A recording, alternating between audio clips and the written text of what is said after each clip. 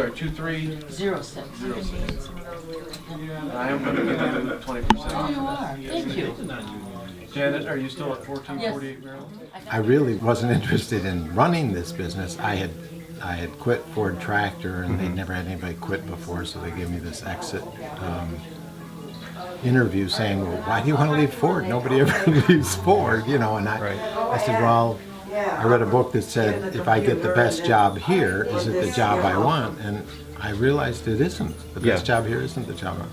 So I started helping her father out, and I absolutely loved the lamp store. I was in the little building next door here, and I was there for about 10 years, and I got the opportunity to buy this building and moved over here. And then I spent the rest of my life building this business, and then when my sons came along, they started working for me, and they've done wonderful, of course. They've changed it to where they make about 80% of the lamps in the store. Stores like ours became showrooms for the internet.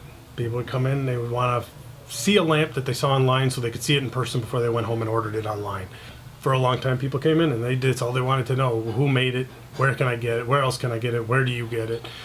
We've developed a clientele that understands that we're as much a gallery as we are a lamp store. It blossomed in both my brother and I when we realized that we could keep the store going by utilizing our design ability with the information we already had about lamp repair and making just about everything in the store. My parents always said if I could dream it up, Jim could build it. If Bill says, I want this pole through this rock, and hands me a pole and a rock, I find a way to put a pole through a rock and suspend it where he wants it.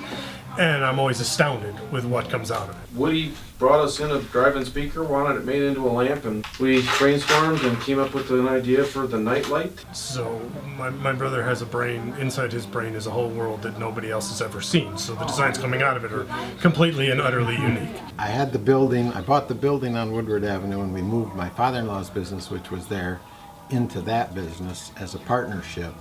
And then the partnership, one thing and another, we separated, and my brother-in-law kept that business, and then I came out here. We had a shade making business in Detroit for a while, so I moved the shade making part of that business out here, so the boys have the capability of making lamp shades as well as custom shades. So these are a product we make here.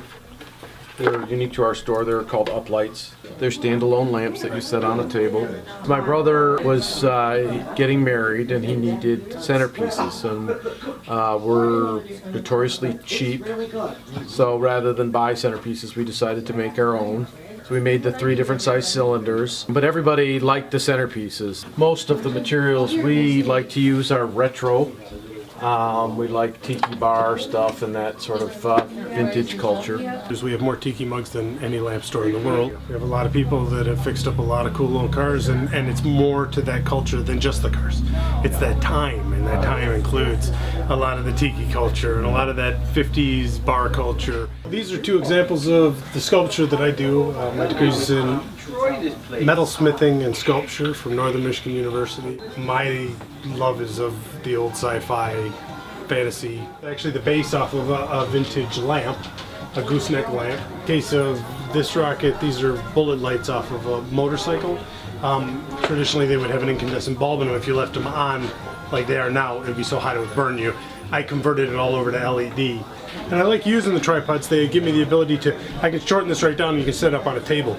Yeah. Or I can set it on the floor and have it stand full height. So, originally, one of the first farmhouses in the Rochester area, and a woman came in after I'd been here a while, and she said that she and her sister used to slide downhill side of this building, and their parents kept a cow in the rear building. When we bought the buildings, there was a guy doing reupholstery work back here, but at one time it was an office. This is where all the magic happens. It's a combination of a design studio room as well as one of the shade making rooms. This would be the dirtier end of the business, where we do a lot of cutting and grinding. You'll see everywhere there's parts and pieces of lamps. We salvage and save anything and everything we can that has to do with lamps and lighting. We tear them all apart if they aren't usable in the condition they're in. We refinish them. We give them new wiring, new life, new style. We sell replacement glass, which isn't easy to find in the lamp business because there's so much of it, really. And it's a hard thing to find. A lot of people are very happy when they find something that fits their fixture, but probably we only can satisfy about half the people that come in. There's so much glass in this business. When I was in college, I would work here over the summer, and it was, you know, cleaning up and doing odd jobs around the place to make money for college.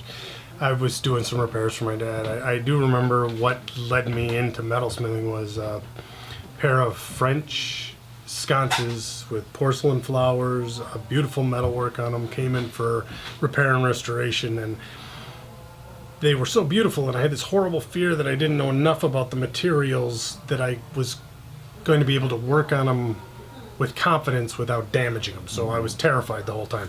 And I decided then that I wanted to know more about the materials so that I could take something like that with confidence and bring it back to its original beauty and luster.